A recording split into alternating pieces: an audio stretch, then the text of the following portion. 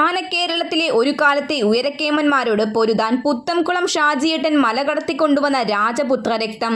സോൺപൂർ മേള ആനക്കേരളത്തിന് സമ്മാനിച്ച ഉയരക്കൊടുമുടി. കണ്ടാൽ കണ്ണുതട്ടും വിധം ഉയരക്കേമൻ. ഇന്നിവൻ കരിമ്പനകളുടെ നാട്ടിലെ ഉയരക്കൊടുമുടി.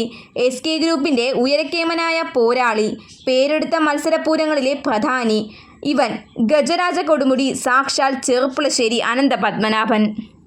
തെക്കൻ കേരളത്തിലെ ആനത്തറവാടുകളിൽ ഒന്നായ പുത്തൻകുളം തറവാട്ടിൽ നിന്നും വള്ളുവനാടൻ ആനച്ചന്തങ്ങളോട് മത്സരിക്കാൻ ചെറുപ്പുളശ്ശേരിയിൽ എത്തിച്ചേർന്നവൻ.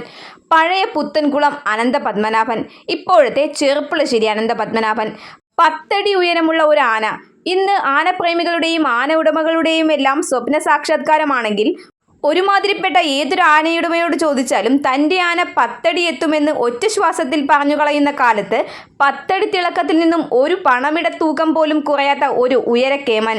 ഒപ്പം പ്രായക്കുറവിൻ്റെ ആനുകൂല്യവും അനന്തപത്മനാഭനെ മലയാള മണ്ണിലെ മുൻനിര പോരാളികളിൽ പ്രധാനിയാക്കുന്നു.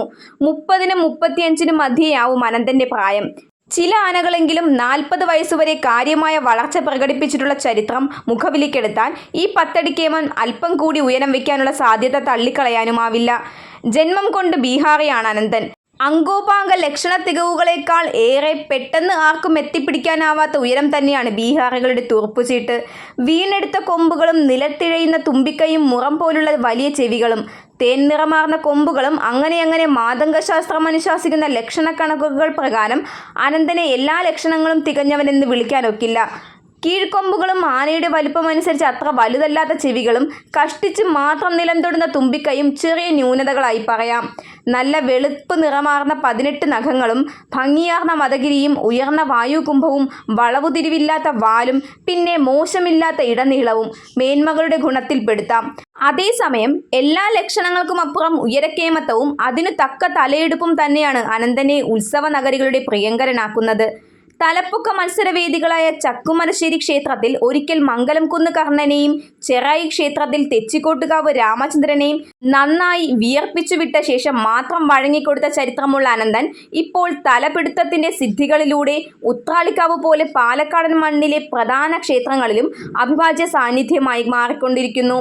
ഉത്തരേന്ത്യയിൽ നിന്ന് കേരളത്തിലേക്ക് എത്തുന്ന എല്ലാ ആനകളെയും പൊതുവെ ബീഹാറുകളെന്ന് പറയാറുണ്ടെങ്കിലും അനന്തൻ്റെ ജന്മദേശം ശരിക്കും ബീഹാർ തന്നെയാണ്. അവിടെ ഒരു ഗ്രാമമുഖ്യൻ്റെ മകൻ മഹിപാൽ യാദവ് ഡിഗ്രി പരീക്ഷയിൽ റാങ്ക് വാങ്ങിയതിന് അയാൾക്കുള്ള വീട്ടുകാരുടെ സമ്മാനമായിരുന്നു ആ ആനക്കുമാരൻ.